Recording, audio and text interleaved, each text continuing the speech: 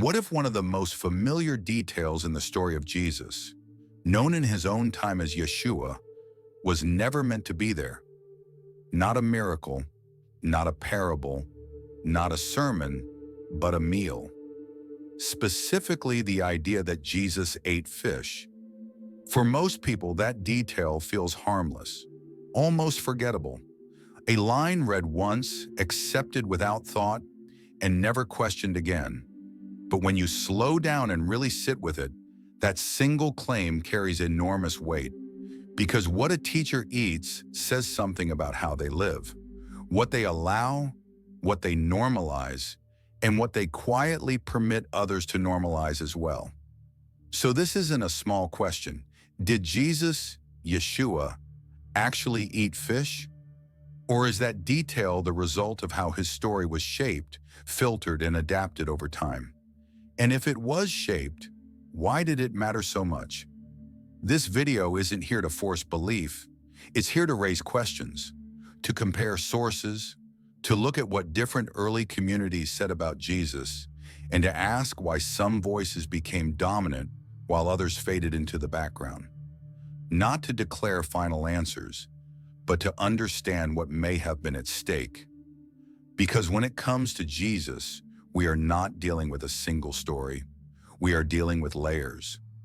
The four canonical Gospels, Matthew, Mark, Luke, and John, were written decades after Jesus' life, in Greek, by authors whose identities are still debated. Alongside them existed other traditions, Essene teachings, Nazarene and Ebionite communities, and later Gnostic interpretations. These were not fringe groups at the time. They were part of the early landscape of thought surrounding Jesus and his followers. And when you compare these traditions, something interesting emerges. In the canonical Gospels, there are a few brief moments where fish appears, the feeding narratives, the calling of fishermen, and most notably, the post-resurrection scene in Luke, where Jesus is said to eat broiled fish to prove he is not a ghost. But outside the canonical texts, in several early traditions connected to Jewish Christian communities, the picture looks very different. Groups often associated with Jesus' earliest followers, including the Essenes, Nazarenes, and Ebionites, emphasize purity of life, nonviolence, and reverence for all living beings.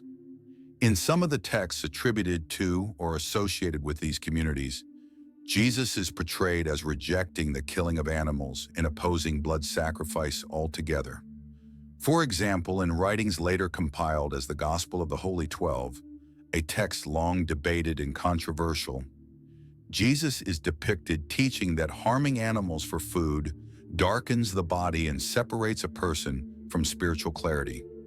Whether one accepts this text as authentic or not, what matters is that such ideas existed very early and were taken seriously by real communities who believed they were preserving Jesus' original way.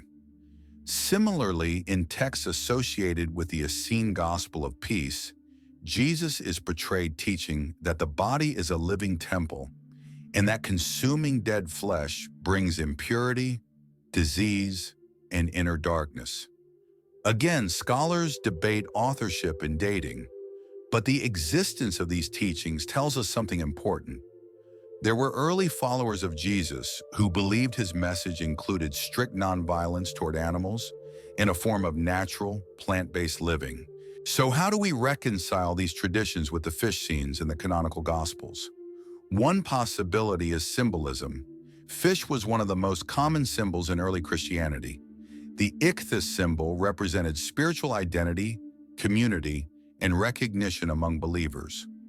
Some scholars have suggested that references to fish may not always have been intended literally, especially in post-resurrection narratives meant to emphasize physical presence rather than dietary habits.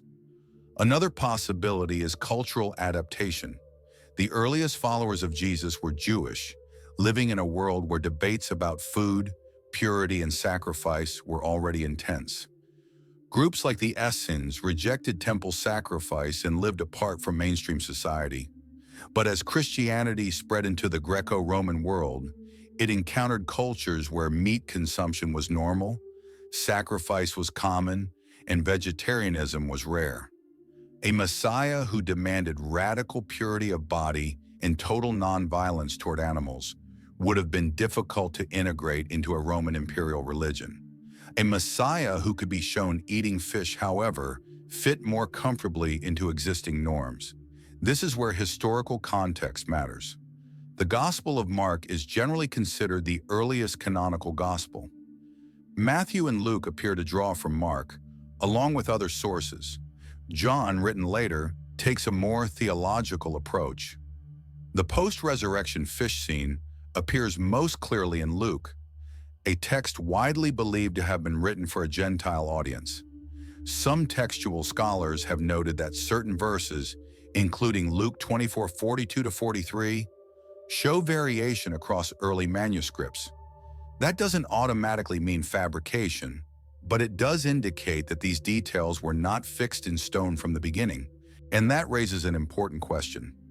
If early Christian communities disagreed about Jesus' stance on violence, sacrifice, and food, who decided which version became standard? The answer is historical. As Christianity became institutionalized, especially after its adoption by the Roman Empire in the 4th century, leaders had to choose which texts aligned with a unified doctrine. Teachings that emphasized inner purity, strict nonviolence, and radical separation from worldly norms were harder to govern. Teachings that emphasized belief, obedience, and symbolic salvation were easier to standardize. Paul, who never met Jesus during his lifetime, became one of the most influential voices in shaping Christian theology. His letters emphasize faith over law, belief over practice. While Paul does not explicitly promote meat eating, his framework makes dietary discipline less central to spiritual life. That shift mattered. If Jesus could be understood as someone who lived lightly, refused to kill animals, and treated the body as sacred ground, then following him would require transformation, discipline, awareness, responsibility. But if Jesus could be understood as someone who lived within existing norms, ate fish, and focused primarily on belief rather than embodiment, then following him became easier, more accessible, more compatible with empire.